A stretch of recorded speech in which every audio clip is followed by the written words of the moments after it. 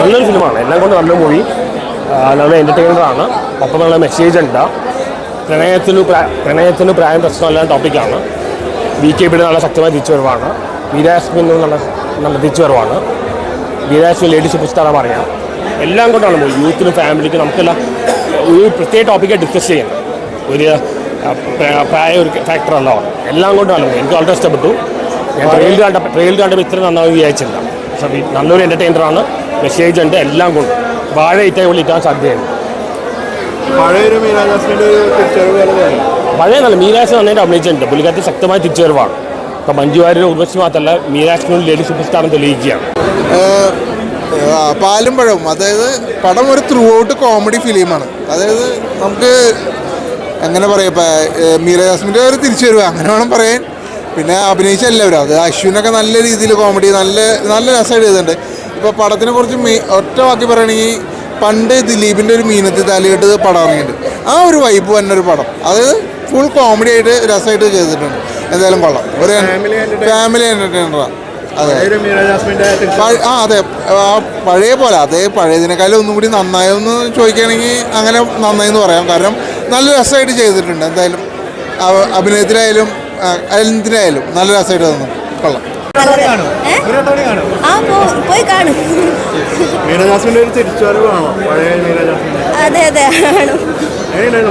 മൊത്തത്തിൽ ഇഷ്ടപ്പെട്ടു. Full entertainment ആയിരുന്നു. അതെ, മസ്റ്റായിട്ടും എല്ലാവരും പോയി കാണാൻ പറ്റിയ ഒരു മൂവിയാണ്.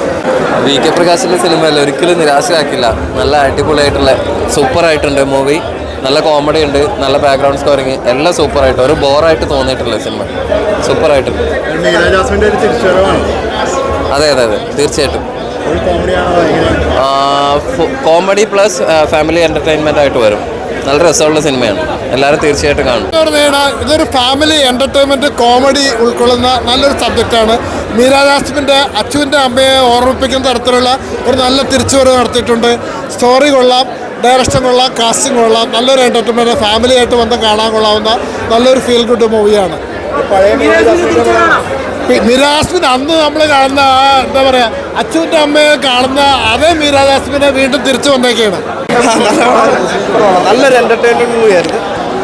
അതിൻ്റെ കാസ്റ്റിംഗ് എല്ലാം നല്ല രസമുണ്ടായിരുന്നു. പഴയൊരു മീര ജാസ്മിൻ്റെ ഒരു കംബാക്ക്. അശ്വിൻ ക്വീനിലൂടെ ഉണ്ടായിരുന്നു. VKB sir, Meera Jasmine, overall fun packed family entertainment ആണ്. മസ്റ്റ് വാച്ചാണ്. അപ്പോൾ നമുക്ക് വാഴയ്ക്ക് ശേഷം പാലും പഴം